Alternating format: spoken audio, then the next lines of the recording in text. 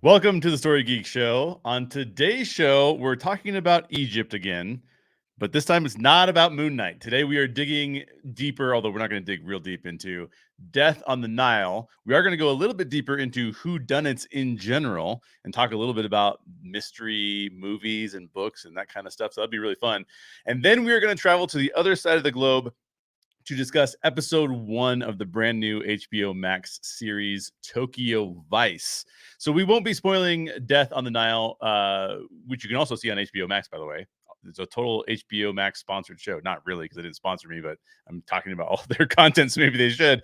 But we will be spoiling Tokyo Vice. So if you haven't seen that yet, just know that we'll get into a little bit deeper of things there. I'm Jay Sherer, co-writer of Death of a Bounty Hunter and Time Slingers. And joining me on the show today is a longtime podcaster friend of mine. True story, we have literally never met in person. I wish we had. We have not met in person yet. He's the author of Tiki Zombie and the co-host of the ESO Podcast. Mike Gordon is here. Howdy. How are you, sir? I am peachy keen. Thanks for the invite. Oh, of course. It's always good to see you and talk to you. And you were recently, Likewise. by the way, I follow you because I kind of go to East Coast cons through you. you're always posting these cool photos of the latest con that you've been to. And you were recently at the, I'm assuming SC Con is South Carolina? South Carolina, yeah. SC Comic Con, which takes place in Greenville, South Carolina. Very fun convention. Been going there for, about, I think it's 8 years now. It's very focused on comics and cosplay. Also have celebrity guests, the usual. But it's the first big convention that I've been to in a long time. We're slowly getting back into that convention scene this year. Very cool. Very cool. Yeah, it's fun to see you take a lot of cosplayer photos, and it's always fun to see how creative people are. Yeah. I'm nowhere. All my creativity goes into writing books. I don't use any of that in any of the outfits or anything, but people are so cool in that regard. Yeah, same. So, by the way, for those of you listening who want to listen to another great set of podcasters, I've been longtime friends of ESO. Even way before I was podcasting, they were podcasting, and I was part of their whole Facebook group, and they're always doing really fun stuff. You guys had me on a show recently to talk about Peacemaker, and that was a really fun conversation. So if anybody wants to hear my thoughts about Peacemaker, then you can head over to the ESO podcast from a few weeks back and check that out. Anything else you're up to these days, Mike? That keeps me pretty busy. Doing the because I on the ESO network we have a few different podcasts, and I'm part of 3 of them. The regular Earth Station 1 weekly podcast, Earth Station Who, which we do every other week or so, talking about whatever Doctor Who related stories that there are out, as well as Dragon Con Report, which is one of my favorite conventions. So we host that monthly. So that and the writing and the convention going keeps me pretty busy. Pretty busy. Yeah, absolutely. It's all really cool stuff. In fact, I don't really watch Doctor Who, which is like a geek faux pas on my part, but it is what it is, especially for someone who's written a time travel novel. But I do really enjoy you guys' conversations about the stuff you dig into. And by the way, I met Ashley Pauls through the ESO network, and Ashley Pauls has written articles and stuff for us. And so she's a great resource for in-depth reviews on really compelling stuff. So that's really, really fun. Yeah, she's awesome. So let's jump into Death on the Nile first. Death on the Nile is based on Agatha Christie's novel. And if you've seen my video on writers who have sold the most books, which is, by the way, on my other YouTube channel. But if you've seen that video, then you know that Agatha Christie is number 2 on the bestsellers of all time list. Wow. She is right behind Shakespeare. And basically they're neck and neck for being the most sold of all time. So the source material here was at one time extremely popular, if not still extremely popular. In this film, Kenneth Branagh directed the film and also stars as Hercule Poirot, Agatha Christie's French protagonist, who's notorious for solving all of the mysteries that she puts him in. And he also directed the prior film in this series, which was Murder on the Orient Express. And both films had very popular celebrities involved, which we'll probably get into a little bit in our discussion here. But I will say that this movie has really struggled a lot. It was supposed to come out during the height of the pandemic in 2020, I believe, and was actually delayed several times. And then it got hit by the whole Army Hammer controversy. He got sort of like a Me Too / cannibal vibe going, and it was just all of a sudden tanked that aspect of the movie. And he plays one of the lead characters here. So all that to say, the movie has not done well. And I don't actually think it has turned a profit yet, unless there's some HBOMax earnings that they didn't publish, which is sort of interesting. It's sort of interesting. So my first question for you, Mike, with all of that background going into this film is, what did you think of this film? What did you think of Death on the Nile? Well, just preface it a little bit by saying that I am a big Agatha Christie adaptation fan. I've actually never read any of her books, which is something that I mean to do at some point. I'm just afraid that if I start, that'll take the rest of my life. And I think we've already discussed that I'm pretty busy as it is. But I've seen many adaptations of her work, and including most of the Poirot stories. So this is the third adaptation of Death on the Nile that I've seen, and it's my third favorite. The other two, there's one from 1978, right? There's one from 1978 with Peter Ustinov. Okay. And then David Suchet did a run of playing Hercule Poirot on television. And he did, there are, I believe, 33 novels and 50 stories. And he did almost like 99% of them. Yeah, no, he's the guy. So my dad is a huge Hercule Poirot fan. I can't say that name, by the way. I know, it is difficult for me as well. It is so tough. But my dad's a huge fan. So we used to watch those as kids. I'm pretty sure that's the guy that has maybe more. I hope I don't offend anybody by describing him this way, but he's sort of more like a pudgier faced version with a little black mustache. Yes. Yes. He's phenomenal as Poirot. Absolutely. And I mean, I think he has set the bar really for that character, if for no other reason, because he's done it like more than anybody else by a long shot. You know, I think Peter Ustinov did about 8 films or something like that, but and other actors have played him on occasion, but and this story for some reason is one of the most popular Poirot mysteries. I think Murder on the Orient Express is probably the better known one, and in my opinion, it's the better written one. It's the more interesting mystery. This one's pretty much by the book in terms of your standard whodunits. It's shot when it's shot well. It's shot against beautiful scenery. The Nile, the pyramids, Egypt. It just looks gorgeous. You put some gorgeous actors in there as well, and it just looks great, which this does. I mean, Branagh checks all those boxes. The mystery part of it, I think he does a pretty good job with. Like I said, I don't think it's one of her best mysteries, but it's not bad. It's one of those ones when you see it for the first time, I think you're guessing, and when you're generally surprised by the ending. But I do think that in this case, Branagh took a little bit more license and liberty with the Poirot character, especially adding a sort of a preview at the beginning, a prequel sort of thing, and then a sort of end cap thing. And I didn't appreciate that. I don't think that was in character to what Christie would have wanted, and I didn't think it was necessary. So, and I thought really this was going to be the last one, but apparently, as you said, it's not done well box office wise, but it's done well enough that I think he's doing a third one. So, really? Oh wow, I hadn't heard that. That's interesting.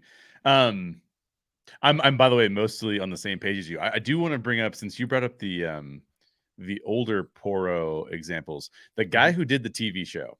What did you say his name was? David Suchet. David Suchet. And I don't know if I'm pronouncing that right either, by the way.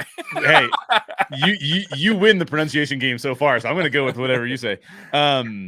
He did something with the character that is really fascinating, because this is a character that, just like Sherlock Holmes or Indiana Jones, or there's not a lot of character development per se over the course of this character's lifetime. There's just these little moments of development, and really the focus is on the mystery. But David Suchet did something with Poirot that I found incredibly fascinating. And that was something that Kenneth Branagh is definitely not doing. And that is that David Suchet seems to understand, and I haven't read a lot of the novels either, so I can't say who gets it right. But he seemed to understand that Hercule Poirot was intended to be a arrogant, sort of almost unlikable character. Like you don't really love him as a character until you're endeared to him as having the personality that he has for the reasons he has that personality. And then you kind of learn over time what his little weaknesses are, and then you start to sympathize with him a little bit more. Whereas Branagh, I think, brings even like you just said it, like there's a so for those who haven't seen it, I won't spoil it, but there's like Mike was talking about, there's like a little prequel, but maybe a prologue and an epilogue here. And it's purely for the intended purpose of you sympathizing with Poirot and wanting to like him a little better. But what's interesting is I don't think on the TV show they ever went that direction. It was kind of like, here's the guy, he's who he is. He's a little bit you might describe him as like arrogantly OCD, and he wants things to be the way that they are, and if they're not that way, he's upset about it. And Kenneth Branagh is definitely he has elements of that here, I think, but it's not the same as the TV show did it.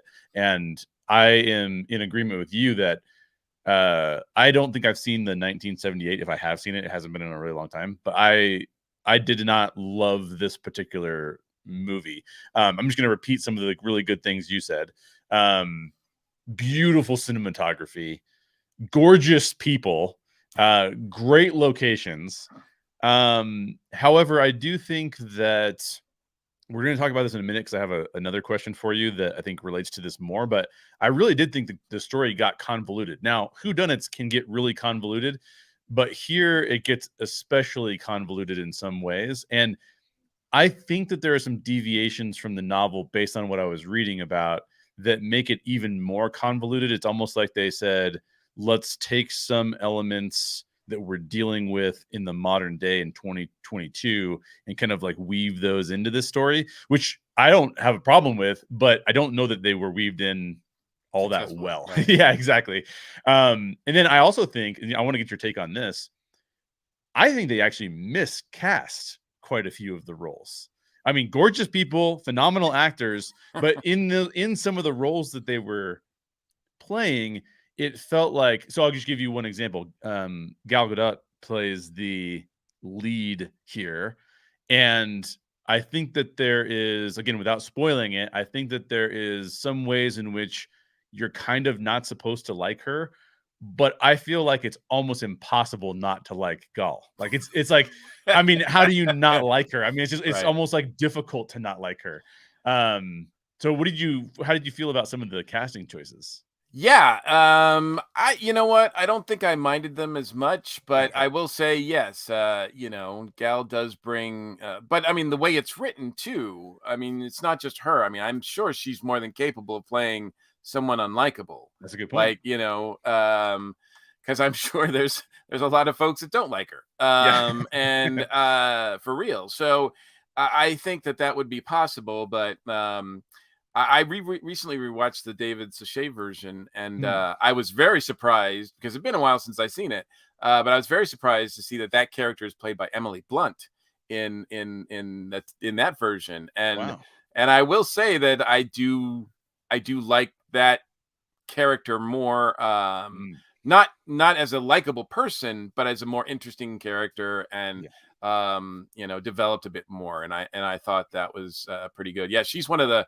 I think that was before she was a name as well. So sure, yeah. And that's the fun part about watching a lot of that show, because there's a lot of English actors in particular that were doing it.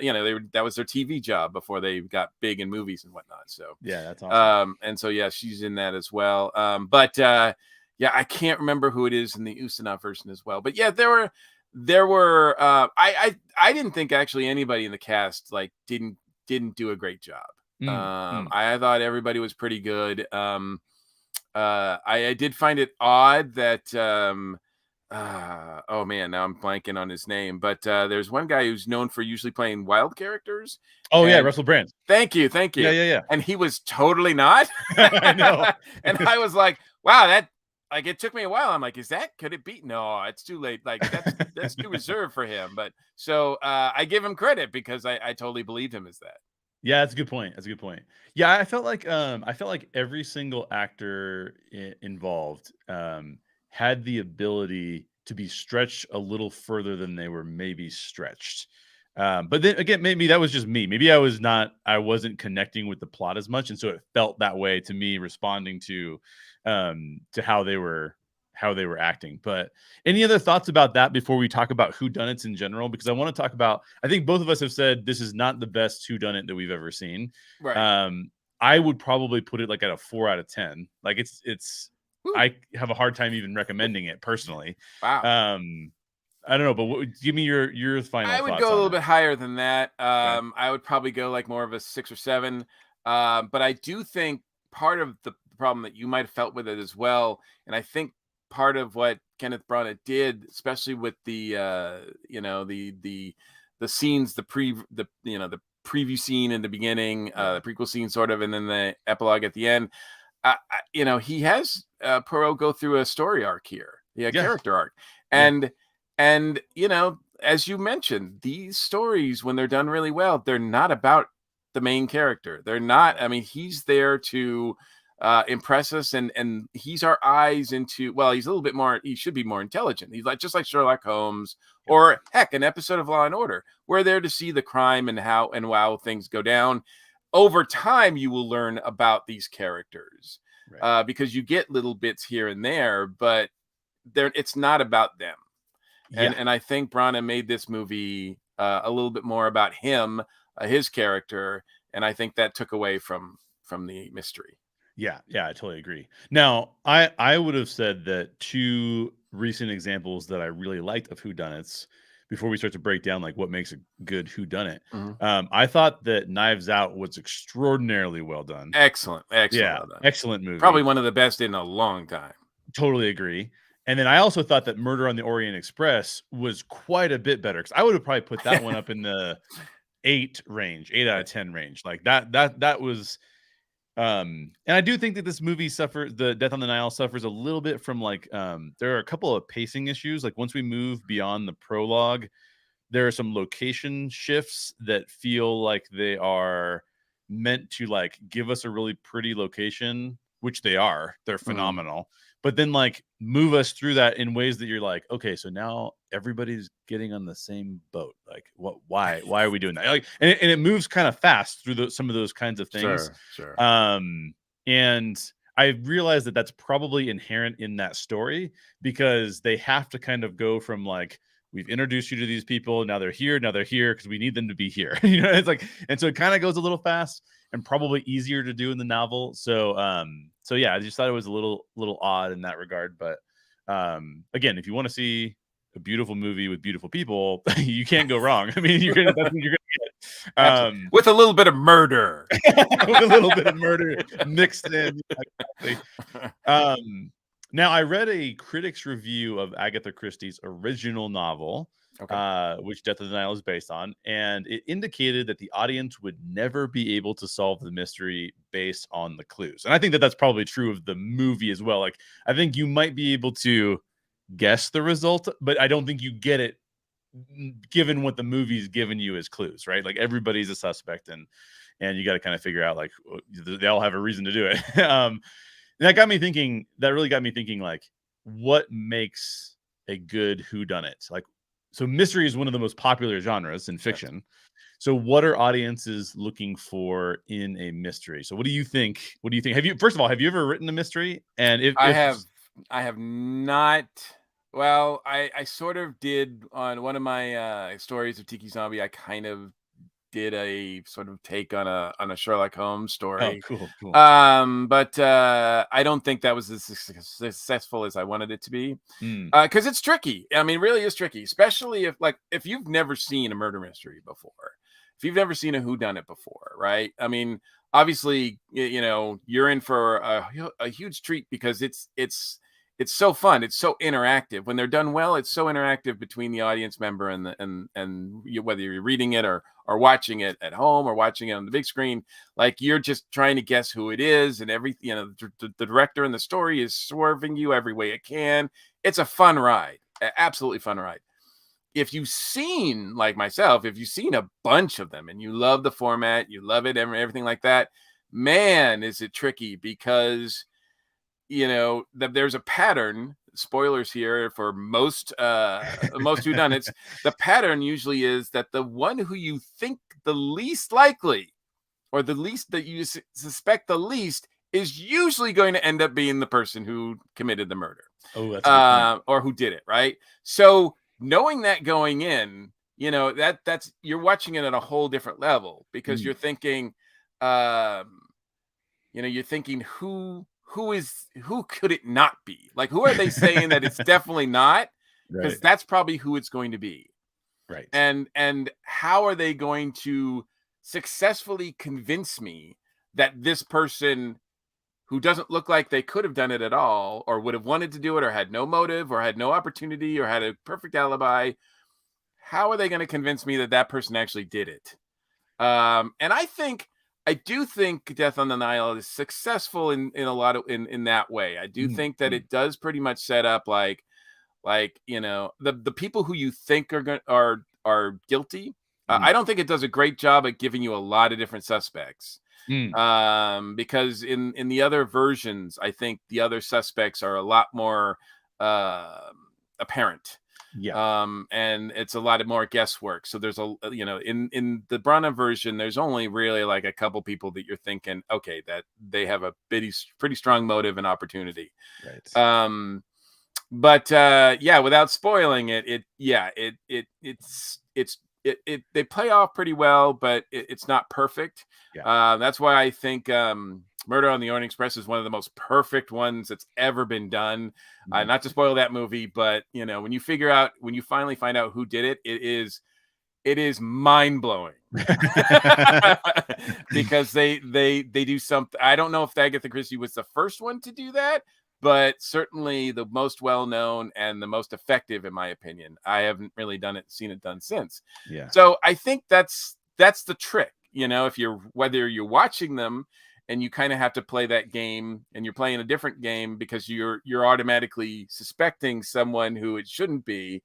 And if you're writing it, man, that's a trick, because you're taking your audience on a ride that you're not sure if they're going to be able to follow you. Very much so. Yeah, I think that's a really good point. I like a lot of what you said there. I don't write mystery novels either. But one of the things I've noticed, I'll walk through some things that I've noticed, and I'll get your take on it.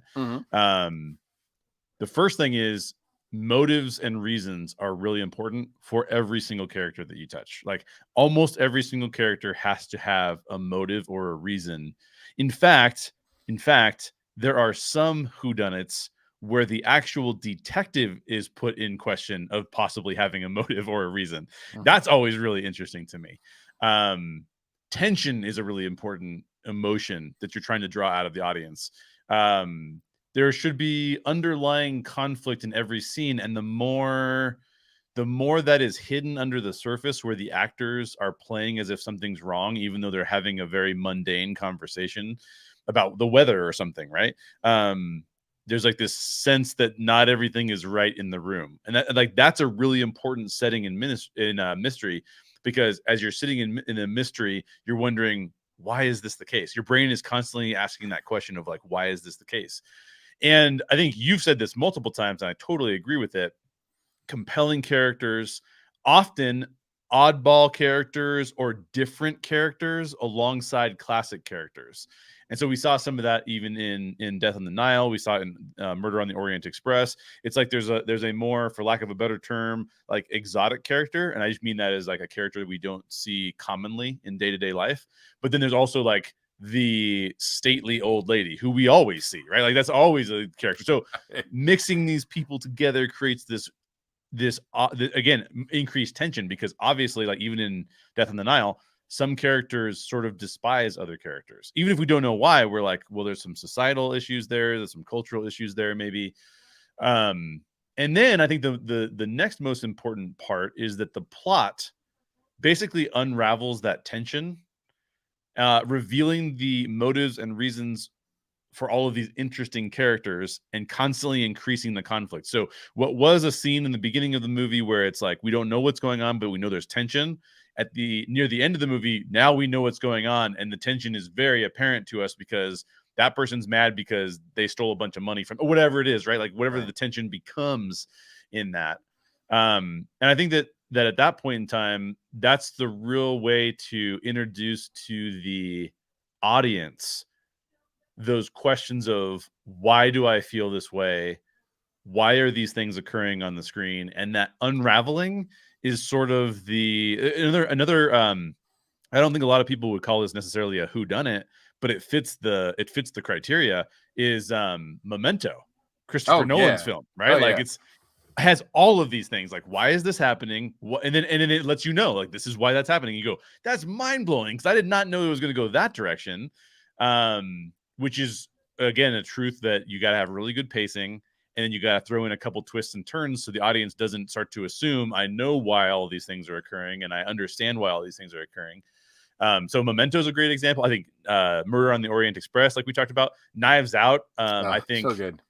The only thing I'll say about Knives Out, and this is true, Ryan Johnson also did this in The Last Jedi, and I think you either care about it or you don't care about it, and you can take either side on this, but the biggest twist in both of those films occurs like in the middle of Act 2 as opposed to closer to the end of Act 2, which means that if you're like me, you're thinking, because I've been trained a certain way, right? I'm thinking there's going to be a bigger twist, but there isn't one. And so then you're left going like, wait, what happened? That was the biggest twist. I don't, and I think that can throw you off, but only if, maybe only if you are like rooted into a way of thinking like I am, that I shouldn't be, that I should be open to more kind of, but once you know the twists, you're kind of like, wow, that was a cool twist. What's the next twist? It's like, well, there isn't one. It just continues. And like, oh, okay. Throws me for a little bit of a, it's like it's promising something that it doesn't give you. And again, I think I'm pre-wired for that. But if I'm promised something that I don't get, then I'm kind of like, oh, I thought I was going to get something different. And then I have to like figure out why I feel that way. Yeah. But yeah, what are some of your favorite examples of whodunits? Well, the ones you mentioned, obviously. But yeah, it is tricky because, you can get caught up. I think they can get caught up on the twist element of it, and people can they're expecting a twist. Even now that's more than just whodunits now. They're almost expecting twists with almost everything they watch now, especially when you have, advertising and stuff that is just like, make sure, you definitely want to see the last 5 minutes, because that'll throw everything like off, whatever. And it's like, that not every story has to be that way. It puts a lot of pressure on that. It gives you that the audience expectation. And therefore, if they don't have a twist, if you just tell a story linearly really well, it's not enough sometimes, right? Because people are just like, no, I thought that was going to end up being, something else. But kind of like what you were saying. Exactly. So it's really kind of a tricky thing to navigate, especially if you're making something, because you have no idea what your audience expectations are really going to be. And I think that's why, I think Agatha Christie did her job so well. What she did will never be duplicated. I mean, coming out with like 75 novels and over like tons and tons of short stories, like I think over 100 short stories. And obviously not all of hers are winners. Right. But when you're looking at not only her Hercule Poirot stuff, but her other stuff like Witness for the Prosecution, which is an amazing story. It's amazing. It's been adapted a couple times. I definitely recommend seeking that out. Also, and Then There Were None, which has gone by some names that are not so flattering and not so cool. But And Then There Were None is a really good mystery as well. And that's been adapted. I think that's probably been adapted more than any of her other works. Wow. There's been many adaptations of that under. Usually it's either 10 Little Indians or And Then There Were None. Before they realized how insensitive they were being. right. Exactly. And not all of the adaptations are winners, but I think it is one of her. Those two are probably are her best stories. That's awesome. I'm going to revisit those. I know I've either read them or seen an adaptation. I'm going to revisit those for sure. The other two that I would throw out there that I do not think that most people would assume fit in the mystery category, because they would assume that it would fit in like crime or thriller. But I think that a lot of the same elements that you and I have been discussing this whole time are also present in these two stories. And that is Breaking Bad and Better Call Saul. Yes. And I will tell you, I sent a text message. I'm on the Netflix schedule for Better Call Saul, so I'm not like on the current season or anything. But I sent a text message to Caleb Monroe, one of my old co-hosts of the show, and I just said, Better Call Saul is, in my opinion, the best written show that has ever been on television. Like, the way that show is written, and he said it's really acted well too. And I'm like, it sure is. I mean, it is like, and I think the reason I bring it up is because what it's doing the whole time is, even though it's not functioning as a mystery in terms of like something happened and we're trying to unravel what that is, it's more along the lines of we're walking alongside what's happening as it's happening. So it's not like it says like murder, who did it? It's more like life situations, where is it going? And that's not quite what a whodunit would qualify as, but I say that because it has a lot of the same elements. There's tension in scenes that are like that feel like they should be normal scenes, but there's just he did something that I thought was masterful. There's a scene in season 5, and I'm not spoiling anything by telling you this, but two characters are standing on a balcony, and there's a little bit of tension going on between these two characters. And I don't know if it was the director, I don't know if it was the writer, but whoever had this idea was brilliant. They set an empty beer bottle on the railing as the two characters are having a conversation. There's not inherent tension in that conversation, but there's underlying tension about what will happen later. And the fact that they shoot the scene so that you see the bottle sitting on this very thin railing on the second story of a building, and you can tell the whole time, it's like, even though there's underlying tension in their conversation, I have tension because that bottle's gonna fall at any moment. Like, and so the metaphor there is such a good metaphor that's literally weaved into an individual scene in this much bigger narrative. And that's the kind of thing that I think is inherent in whodunits and mysteries. It's like this tension of like, these two people are in a relationship and something is going wrong, and we don't quite know what it is or which direction it's going to go. And I think that show is just brilliant in that. So I'm going to have to do an episode on that show just because I love that show so much. Sign me up. I love that show as well. I think that's one of the rare occasions where the spinoff, and certainly the prequel, is I think almost better than the original, in my opinion. And I don't usually have very nice things to say about prequels in general. So, but that one is the exception to the rule, the strong exception. I don't know if I would go as far as to say it's the best on television ever, but it's in my top 10 easily. Yeah. Oh yeah. I love it so much. And I do think that I do like some shows better, but usually there's some other reason I like those other shows. But the writing in this show is just like, oh yeah, oh my gosh, it's just so good. Yeah. Give it all the awards. Give it all the awards. I'm in. All right, let's jump into Tokyo Vice. So HBO Max just released the first 3 episodes of Tokyo Vice. We're just going to talk about the first one. I've only watched the first one, so I can only talk about the first one. This is a TV series based on Jake Adelstein's, I'm not sure how to pronounce that, memoir. And Jake is the first foreigner to ever write for one of Japan's biggest newspapers, which is pretty mind-blowing. This series follows Jake as he digs deeper into the Japanese underworld as a crime reporter. And this occurs in the 1990s. And when I saw the trailer for this, I was instantly in. I'm like, I am in on this show. This looks amazing. And just as a reminder, we are going to give our initial thoughts on episode 1, but we will be talking spoilers in episode 1. So if you haven't seen episode 1 yet, just know that we're going to talk about spoilers here. But before we get into the spoilers, just what did you think of episode 1 of Tokyo Vice? Well, first of all, I think I might have heard the name of it, but I hadn't seen anything until you mentioned to me that you were thinking about talking about it. And so I was like, well, I like those two words together. I like those two words separate, Right. So, I did a little digging and I saw it, I saw a couple write-ups about it or whatever. And I was like, okay, yeah, I'm in. I really am attracted to noir. Especially over the last 5 or 6 years, man, I've really gotten into film noir, American film noir, and also branched out into other countries. Japanese noir is pretty amazing as well, and neo noir, sort of like modern noir, So, and this sort of fit into that wheelhouse, that sort of. So I appreciated that. Of course, when I heard the title, I immediately thought of Michael Mann, and of course he is, part of this. I guess they figured they had to, they were going to put this out there, call the man himself, literally, right? Totally.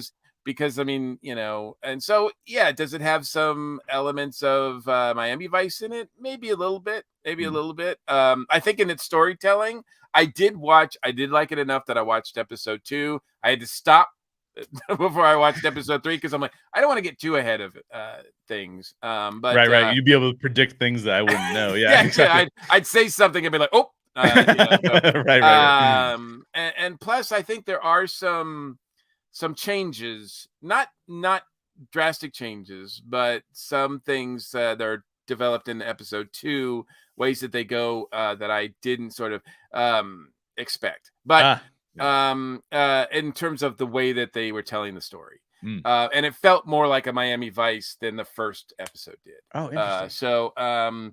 But yeah, I've appreciated this. I think I can remember, obviously another thing that struck me was the 1989 movie Black Rain, which kind of fits that Tokyo noir, Japanese noir style, It has to do with the Yakuza as well. So, they're the ultimate bad guys. There's the Nazis, Mafia, and Yakuza. Exactly. But, a couple of them might take offense and, you might be risking your life in telling these stories. And this is a real story, a true story, which makes it even, it feels more authentic. So I really enjoyed the first episode. I had just seen, man, I'm going to blank on his name now, but the main character, I just seen him in West Side Story. Oh, yeah. And, it's I had to sort of laugh visually because the visual take on it, because that dude is so tall under normal circumstances, right? And the whole thing is about like an outsider in Japan. And man, they don't hide it at all. I don't even know if they have to accentuate it, but no one, talk about a guy who stands out in a Japanese crowd. Yes. Literally, visually. So that obviously helps with the tone of the movie, the tone of the show. But no, I really like where it's going. For the past 30 seconds, I've been trying to figure out that kid's name. Because he was also in Baby Driver. And, That's right. For whatever reason, I'm blanking on his. I want to say Alden Ehrenreich, but that's the other guy that was also up for the Han Solo and got the Han Solo role. So this is it's Ansel Elgort. Ansel Elgort. Thank you. Yes, that's exactly It is it. not an easy. It's not your typical name. It's not. No. It's still easier to pronounce than Poirot. Yeah, exactly. This is how can these guys pronounce these names? That's what this episode theme is. Yeah, so I totally agree with everything you said. I'm also a huge noir fan. I love Michael Mann. I was just telling Dale Wentland is going to join me on a future episode. We're going to talk about another episode of Tokyo Vice on that show. And I was telling him, I'm like, Collateral is one of my favorite movies of all time. Just love Collateral. As a person who grew up in and around LA, I think it's one of the best portrayals of Los Angeles on film, because it's done at the street level from a cab driver's perspective, and it's the way that it captures it really feels like LA to me. All of the good and the bad of that situation. Some fantastic action sequences in that. There's a moment where Tom Cruise's character essentially has a fight in a club, and that is one of the coolest scenes that I think I've seen. So Michael Mann, I really appreciate. In fact, he has a great on HBOMax. There is a director's series where they say it's called like One Perfect Scene or something. Oh, yeah. Yeah. And he talks about the scene from Heat where they have the gunfight outside the bank, and definitely worth watching. So is Patty Jenkins' episode on that same series. So really big fan of Michael Mann. I find the premise of this story, which we're going to talk about in a little bit, really interesting. I will say that in the first episode, and it'll be interesting to see, because saying it's even a little bit more like Miami Vice in the second episode, which, by the way, Dale told me the same thing. He's like, the tone of the second episode changes quite a bit. Yeah. So I'm interested in seeing that, because I actually thought that it was going to lean a little bit more into the noir elements. I mean, Japan has this sense about it, which we'll talk about in a minute, because the show deals with a lot of these themes, but its culture, at least what this show is showcasing to us, and other shows have showcased to us, is that its culture is pretty solidified. It doesn't feel as, I've heard that's changing in the modern day, but it doesn't feel as influenced by the West as some other cultures we see have been influenced by the West. And because of that, I think that sets up a pretty interesting noir vibe, right? Like, so I think that they could lean into that a little bit more, but I wouldn't necessarily say that Miami Vice gives me that same vibe, because Miami Vice kind of gives me more of it's less about it's almost more about the excitement of the area, as opposed to the intimidating aspects of the area. It's like you can take something in Miami Vice and it's like, that would be really, really scary in real life, but it's kind of fun in Miami Vice. You know what I mean? Like, which I'll be interested in seeing, like, how that plays out over the course of this series. Any other thoughts before we dive into this next question and dig a little deeper? We are going to get into spoilers here, so if you haven't seen it yet, just definitely bounce. I think I'm ready to go on, because anything else I say maybe consider it a deeper dive. So yeah, but I will say that I highly recommend episode 1. I think it's really, really compelling. I will say also, to just real quick, if anybody hasn't seen it yet before they turn us off or whatever, it's in my wheelhouse for sure. So I was hooked. But I could understand if people would be watching and be like, wow, nothing really happens. There's not really a lot of excitement, like there's not, like, if you're expecting like a Michael Mann action fight, Miami Vice, the kind of thing, it's not going to give you that in the first episode. Oh, I'm glad you bring that up. Yeah, because it's, I think we're still world building. We're being introduced to the main character, the setting, and everything like that. It's enough to pull me in, but just know that for some people it may be, a slow burn. Actually, I'm really glad you said that, because two of the things I brought up are actually not present in episode 1. So I said I really like Michael Mann, and then described like a club sequence that was like mayhem, and then like the Heat sequence. But actually, the thing I even like about Michael Mann more than his action sequences, which are phenomenal, are his little moments of giving you a reflection of what that culture could be like, which is why I like Collateral so much about LA. Right. There's literally a scene in Collateral where he had to have just told his cinematographer to start filming, because there's a scene where there's a coyote when they're in basically downtown LA or the outskirts of LA. There's a coyote that runs across the street and sort of looks over even at the camera crew. And I can almost guarantee you that they did not like go grab a coyote and say like, we need to put they just shot that coyote running across the street. And that is a quintessential sort of look at this coyote lost in downtown LA, that coyotes do exist there, but the setting is so weird and so off. And I do think he captures some of those things in episode 1 of Tokyo Vice, where yeah.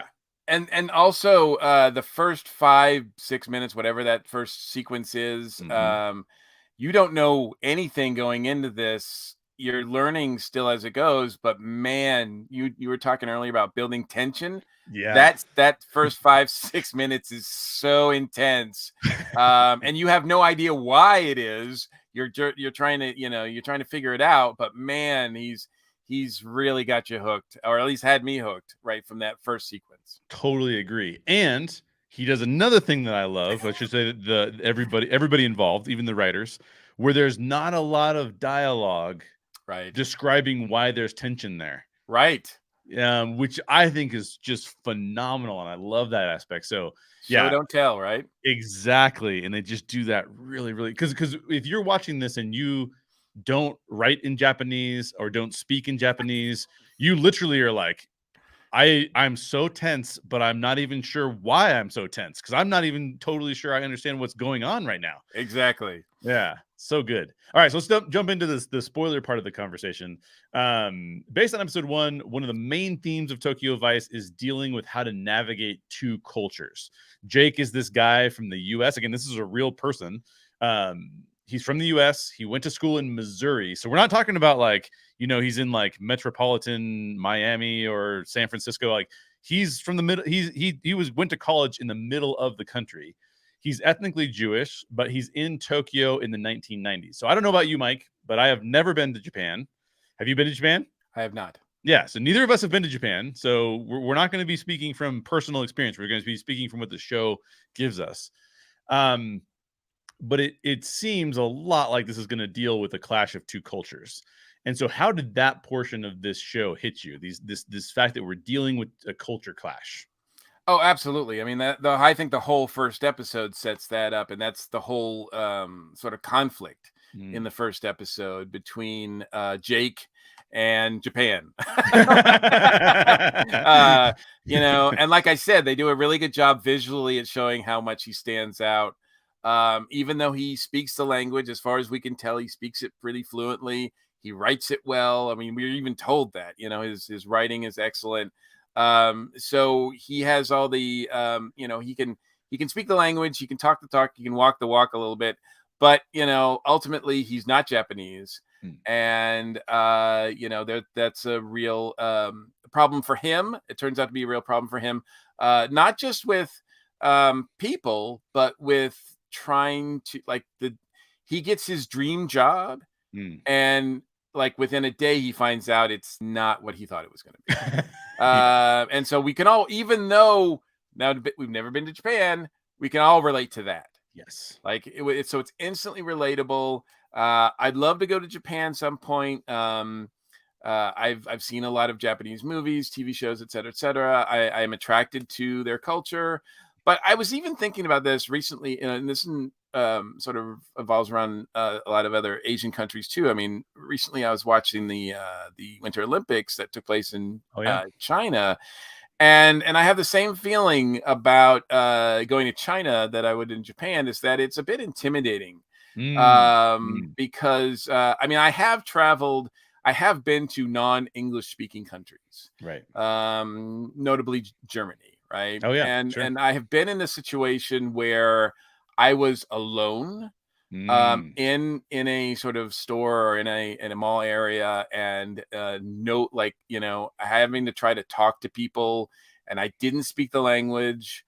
Not even close. I mean, it wasn't like I was broken, speaking broken German or anything. I was like, I didn't know much German. I still don't know much German at all. So, and so talking to people, trying to communicate, was difficult. Yeah. And it's hard. It's really hard, and it's a bit intimidating. I like having new experiences. I love it, but that is a little intimidating. I'm not saying that I can't get over it, but going to those places, going to Japan, and so I can only imagine, even on a small scale for him, he might. We still don't know why he's there. Right. We still don't know why he didn't just want a job in New York or LA or Chicago or whatever. Instead, he decides to go in Japan and do something no one else has done. Right. And to become a reporter for this newspaper that has never, ever had a non-Japanese person work for them. So, and that doesn't even seem to be his goal to be the first. He just, for some reason, really wants to do this. But yeah, you know, he's done his homework. He's done a lot of work in terms of trying to fit in, but ultimately he doesn't. Yeah, that's really, really, really good synopsis. And I think it's interesting because I'll talk a little bit more about this in a minute, but I have been to China. I think I was in the airport in Japan one time on my way to China. And I think I was also in the airport in South Korea, which, by the way, pretty different cultures between the three of those countries. Even. Oh, sure. I wasn't trying to suggest. No. I know you weren't. Just keep in mind as I was thinking about it. But what was really fascinating to me about being in China, we were there for. I was working at an orphanage. So I was on like a missions trip, helping this orphanage out. It was a Korean-run orphanage in China, outside of Qingdao, China, and it was a fascinating experience because not only I love seeing the Great Wall because we had a vacation day, we got to see the Great Wall, got to visit Beijing as well. But it's so shocking in so many ways. And coming back to the States had its own reverse culture shock. I was only there for 2 weeks, but like being there was the most disconnected from my norm that I think I've ever felt in my entire life. There were things that I was encountering that were shockingly similar to the States. Mm-hmm. I did not expect to go there and see, giant downtown areas that look like New York in a city that I've literally never heard of before I agreed to go on the trip. And it's like, there's 8 million people in this city, and I've literally never heard of this city before in my lifetime. And seeing the fact that people were driving around in Mercedes-Benz and there were very wealthy people, but then we were working on the outskirts where the people were dirt poor.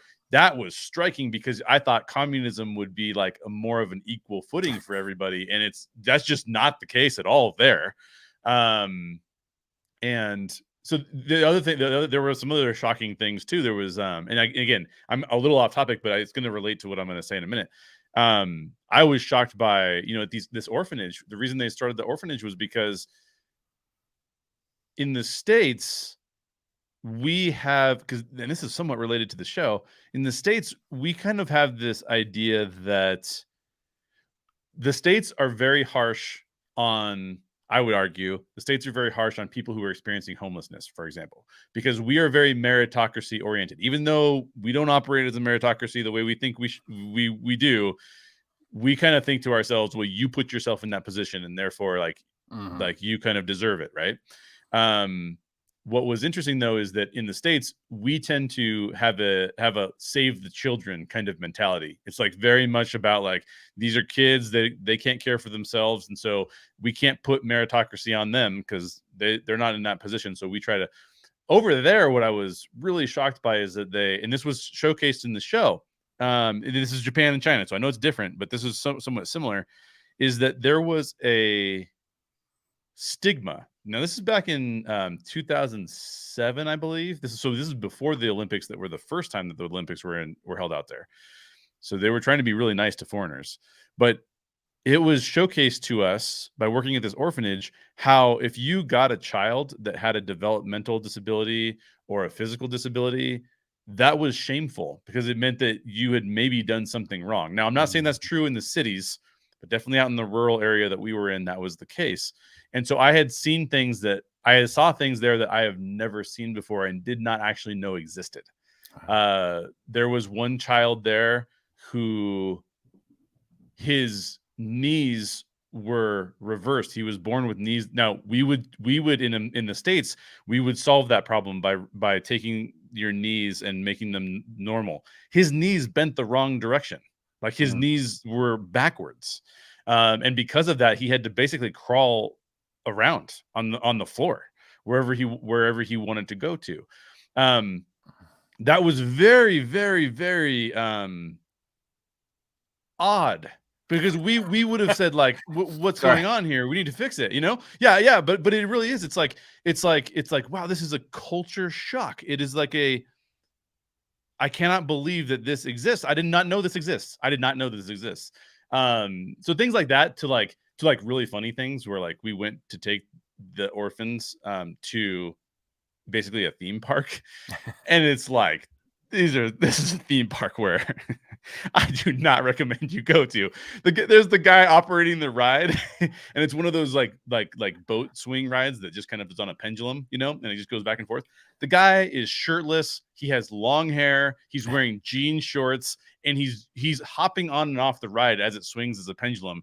And he's like putting kids in seats and like not worrying about their seatbelts and stuff. It's like, oh my gosh, this is not safe in any way, shape, or form. So anyways, I apologize for going on and on about my experience in China, but my point being is that was the most out of my element that I have ever felt. And I to this day don't really have a desire to go back to China, because I just felt like it was the people. By the way, I should say this: the people on the street and the people you encounter, phenomenal people. They don't speak the same language. There is a barrier because they're not sure whether or not they should talk to you or not. If you smile and wave, the biggest smiles. So happy to say hi. Phenomenal. But you also had, this is again not Japan, so I'm so far off topic here. But they also had the people, the military marching through the streets regularly, and you're like, this is bizarre, man. Like, I don't know if I want this kind of situation to go down. No. So now, all that to say, I'll stop talking about my experience in China, which is just only somewhat related to this. But I will say that I think that particularly in the US, most of the development of the world over the past several decades has really been the US leading, the US and the West. The UK is big too in this kind of thing, but leading globalization. We lead from an entertainment perspective. We lead from a cultural perspective. We tend to think that the decisions that we've made in America are the best possible decisions that you could make, and we tend to put that on other people. And so I think that stories, Tokyo Vice in particular, is so good for us to experience because it can showcase different ways of thinking that we might not understand otherwise. And I think that you brought up a couple of really good elements. In fact, I'll bring this comment up onto the screen so those watching can see it, but I'll read it for those listening. I'm pretty sure this is Dale, by the way, Dale Wentland. So hey, what's up, Dale? He says, I think that he, meaning Jake, was shocked that everyone around him resented him for trying to be a white savior. Oh yeah. And I think we're going to really get into that a little bit more as we talk through this entire series. But it's very apparent that what I just said was America seems to think that it's the leading purveyor of how people should think across the globe. And so Jake is taking that perspective here to Japan, and yet is then facing this feedback that's basically like, we don't think like you do, man. Like this is not a thing. So perfect setup for a conflict between cultures, which I think is really phenomenal. So so let's get back to you, Mike. I've been talking for way too long. In the US, there's quite a bit of discussion about culture. And like I said, probably because not only have we led globalization for the last several decades, but also, our country is based on a plethora of immigrant cultures. The American culture is essentially an amalgamation of all the other cultures who have come here over the past 200 years, a little over 200 years now. So I'm wondering, from your perspective, this show kind of indicates that Japan has had a very rooted, far more homogenous culture than we have. It's at least suggesting it did in the 1990s, right? So we're looking at this from the perspective of the 1990s, which means that some of the things that we think should be inherent, maybe even that people should have a right to, are not necessarily inherent rights in Japan in the 1990s. So what are some of the differences that stood out to you looking at Tokyo Vice as an example of, and this is a memoir, so we're assuming that some of this is based on actual truth of what Jake encountered. What are some of the things that were really stood out to you as being very different from a value perspective? Well, Japan as a culture, as a society, is much older than the United States. Yep. In a lot of ways, even though this is in the 90s, most of Japan probably still looks at the United States. Most of the rest of the world, Europe, China, etc., think of the United States as the new guy still, like the teenager, right? Right. And yeah, when Jake comes over, not only is he, just Jake trying to get a job in a Japanese newspaper, but he's also an American, which has a lot of baggage to it. Like you said, it's the sort of the savior attitude, the sort of like I mean, they even mentioned cowboys in the first episode. The sort of cowboy atmosphere. The fact that Americans are obnoxious, they think they're always right, they're loud, et cetera, et cetera. But all that aside, culturally, there's also the fact that, I mean, look, it's only been, especially when this is done, it's been less than 50 years since Hiroshima, right? Yeah. Like that. This is a really bad pun, but it's still a dark cloud over Japan. Yes. And it's still there. That tension is still there between Japanese people and American people, and not just as countries, but even person to person. There's still a lot of resentment. There's still a lot of hard feelings. There's still a lot of, just a lot of everything. A lot of guilt in some ways, and that has nothing to do with Jake. I mean, Jake is still young enough that he wasn't part of that at all. And yet he still has to deal with it. Okay, I was doing some looking around, and I found this quote, and this is such a beautiful quote. It's full of some big words, so forgive me, but it was written by Imogen Sarah Smith for the Film Foundation, and she said, "Film noir represents subversive countercurrent to the prevailing religion of success and continual improvement.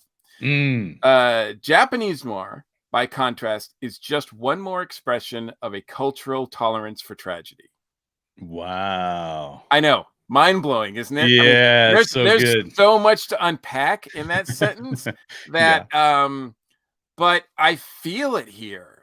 I really feel it here in this, and that the fact that, it's not the same as some of the American noir that in terms of story and sort of some of the themes of the best of American film noir. But yet this story has a darkness to it, a tragedy, even before we're starting to talk about people being murdered. Yeah. A tragedy that seems inherent in their culture. I think, we see that even in the Tokyo, the Tokyo Godzilla movies. There's that. I mean, it's there's been so much made about it, but it's there. The whole atomic war, bomb thing is so prevalent, and the feelings are still there. And so setting aside all other cultural things, which I'm sure we can talk more about as well, there's just that feeling of separation there that even from day one, before you even say howdy, you've gotta work through. Yeah, totally. That was great. That's phenomenal quote. And And I think too, like just to bring up some of the specifics that I think we saw in the show too, besides some of the things that you've said, which I think that the bringing about the tragedy aspect of it is phenomenal, because I think that's definitely there.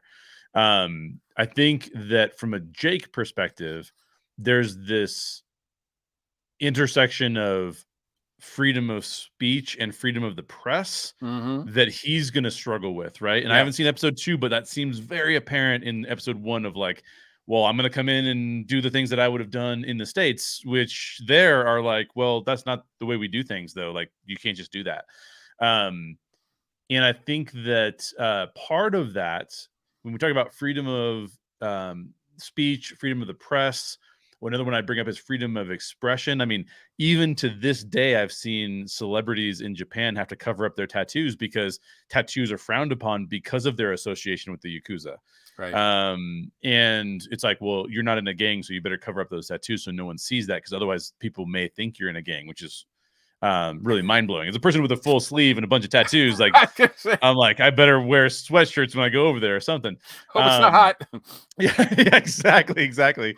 And I think that a lot of that has to do with a very, very, very American, although this is true of other places in the world too, of a societal importance of the individual versus the collective society. And it's almost like you see in this series, at least, the difference between that is very striking. It's not as striking, I don't think, like when you look at like some of the Latin American countries, several of which I've been to. There is the collective there too, but they almost have a very balanced perspective. Like, be an individual, but be an individual as a part of this collective. Where we're very individualistic, almost at the expense of the collective.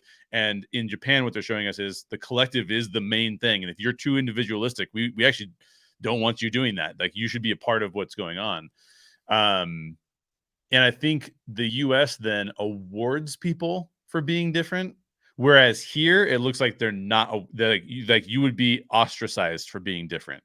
And when I say that, it's different by choice too. Like I'm not saying like the U.S. is the people in the U.S. would be choosing to be different. I'm gonna get sleeve because I want to be unique. I want my sleeve to be unique. As opposed to here, where it's like, no, you shouldn't be as unique. Even the Yakuza, we see the ceremony in episode 1. Where even the Yakuza value the Yakuza's collective societal norms, right? Like, and they have a whole ritual that they do.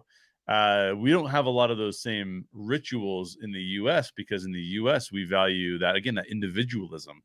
So I think this is a fantastic setup. I got one more question for us, though, to kind of dig even deeper into this. So stories have the power to really help us understand one another. And I'm wondering if Tokyo Vice can help us do that. So the one thing that stood out to me was the episode clearly showcases the dominant systems governing Japan and the U.S., just like we've talked about, are not the same. But I think the show is also pondering the question, like, what can we learn from each other in order to build a better collective society? So if I turn that question to you, Mike, based on what you see in episode 1, what are some of the things that came out to you as like, oh, interesting, that's one way we do it, that's one way they do it, and there seems to be a better way? Did anything come to you that made you think about that? Well, I think, the traditional setup is, you have two, you bring two people together that from different cultures, from different ways of life, and together they solve crimes, Right. And so you definitely get that sense in the beginning, right? Because you've got Jake and I believe Ken Watanabe's character is Roto. So they seem like you're, Crockett and Tubbs right in the beginning, right? Like this is going to go down. And so that's so you're gonna see how both these cultures, both people learn from each other, like strengths and some weaknesses, where they're coming from personality wise as well as culturally. Certainly when I'm watching it, I think, obviously the first episode is very much like, Jake is swimming upstream when it comes to like dealing with the Japanese culture, and some of it is pretty negative. He's frustrated. obviously. I think as the series goes on, I would not be surprised if we learn that there's reasons for some of that, and some of that might be respectful.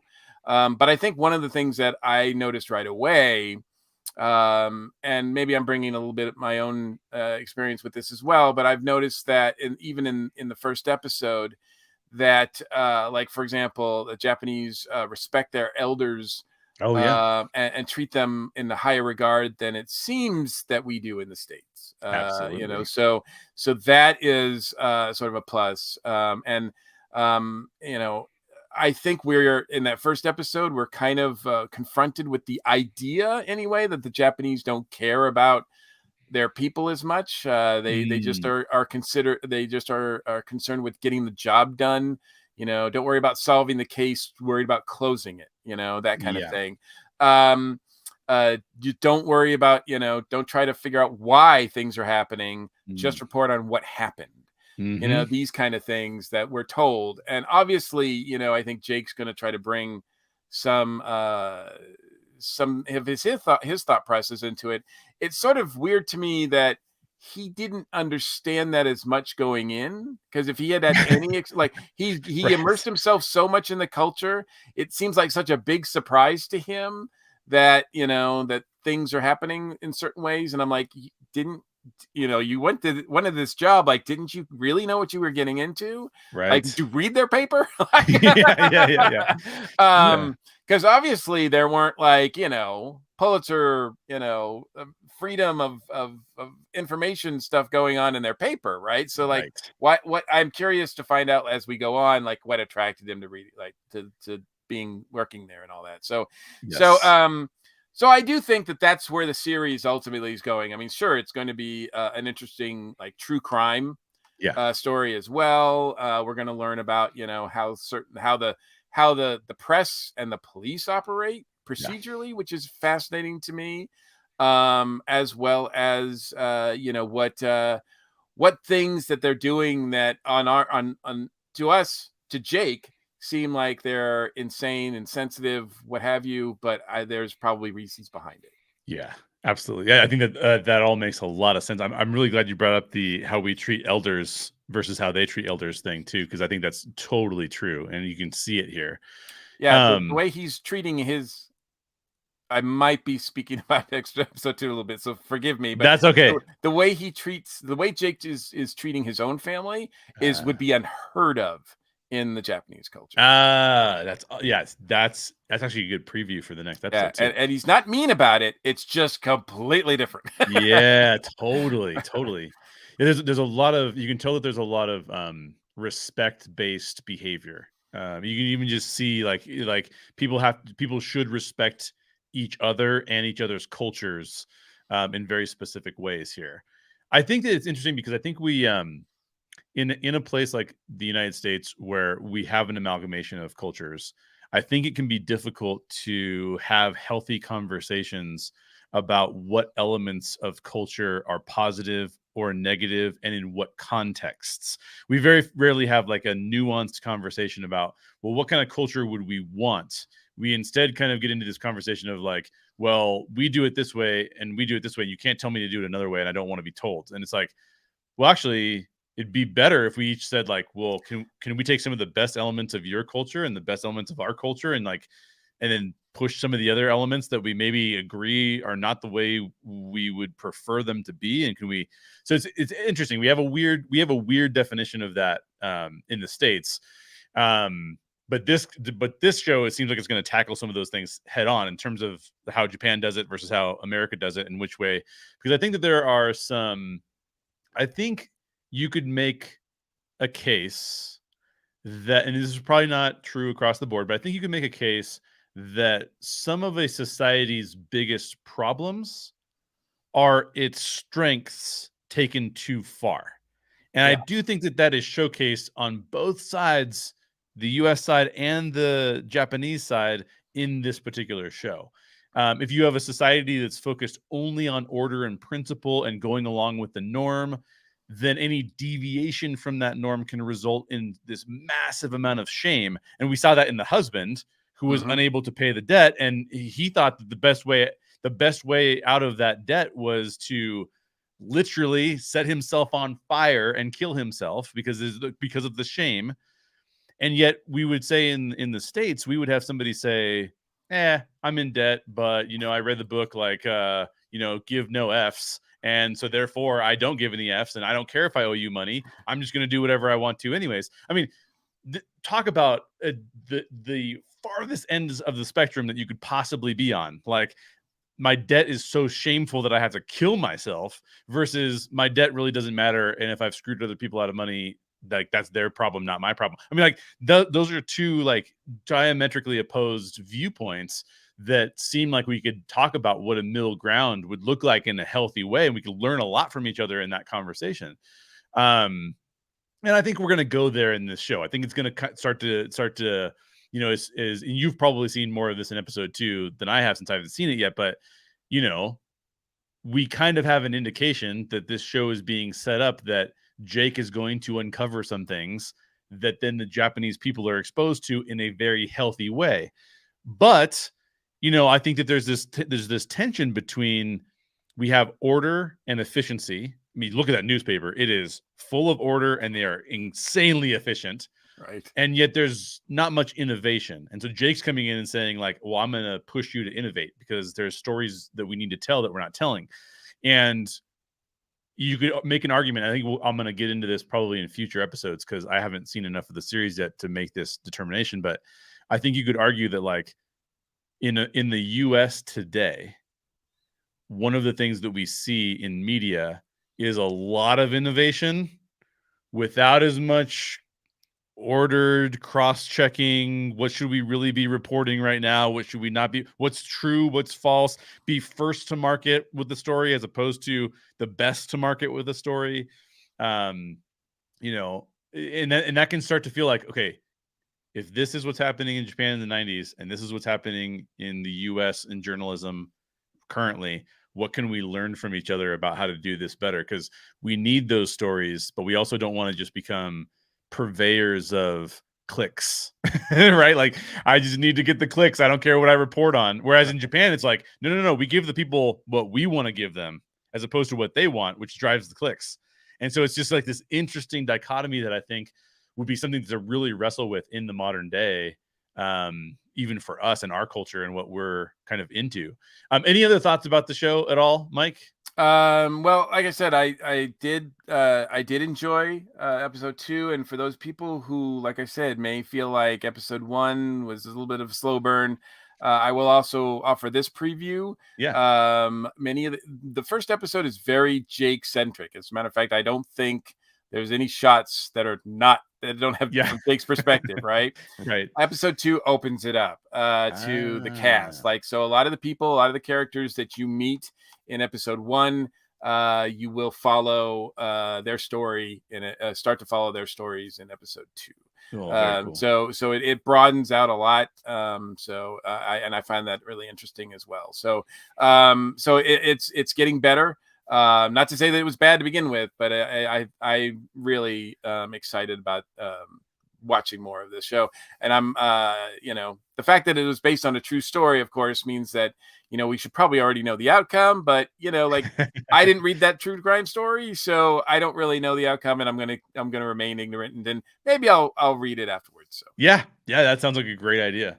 Well, thank you so much, Mike, for joining me on today's show. Plug the stuff. Plug what you're up to. Tell people where they can find you and all the stuff you're into. Oh, as always, I appreciate it. You can find the podcast I do, Earth Station 1, at earthstation1.com. All the shows that I'm on are on the ESO network, which is esonetwork.com. And if you want to check out my books like Tiki Zombie and some of the other books that I'm working on, we just finished a Kickstarter for Tiki Zombie number 4, 10-year Tiki-versary. So we're working on a new book now, and we've got some exciting things to come this year. So you can check out all that at newlegendmike.com.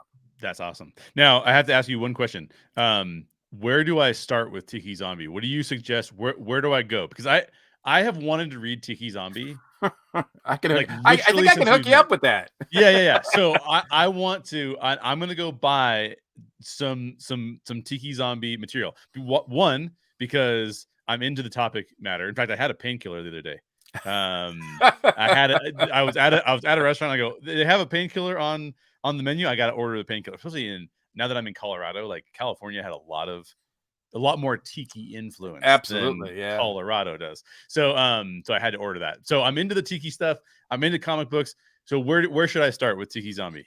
Well, like I said, we've been around for 10 years, but you know what? Our output has not that prolific. So, I mean, we're putting together the fourth issue now. There's 3 issues. So it's pretty accessible. There's a music soundtrack as well. There's some other stuff too, but the main part is, and I've tried to make it so that each of the issues is standalone. So you can really literally start with anything, and get your tiki on.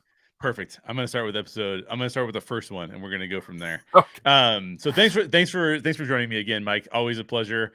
And that is it for today's show. New episodes will be coming out every Tuesday and Thursday. Normally, I would get into one of my books and read a little bit from one of my books, but I've talked for long enough, and I'll do that on Thursday.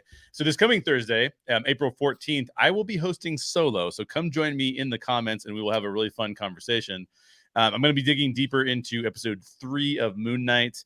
And also I will be getting into, I'm going to take the Batman Joker scene that Warner Brothers released that's not in the Batman film, and compare that to the Nolan Batman Joker interrogation scene, and just kind of pick up on some of the similarities and differences that we get in those two clips. So that's what I'm going to do on Thursday. So hopefully you'll be coming along, hang out with me to do that.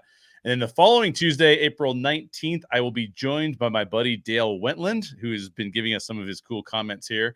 And he's a former co-host over at Network 1901. So definitely join us for that. Subscribe to the Story Geeks Show on YouTube or on your preferred podcast provider. Episodes are published to the podcast feed right after I finish recording them here on YouTube. And leave us a comment. Let us know what you thought of Death on the Nile. Are you more on Mike's side where you say it's like a 7 out of 10? I liked it a lot. Or are you more on my side where I say, oh, it's a 4 out of 10. I could have skipped it.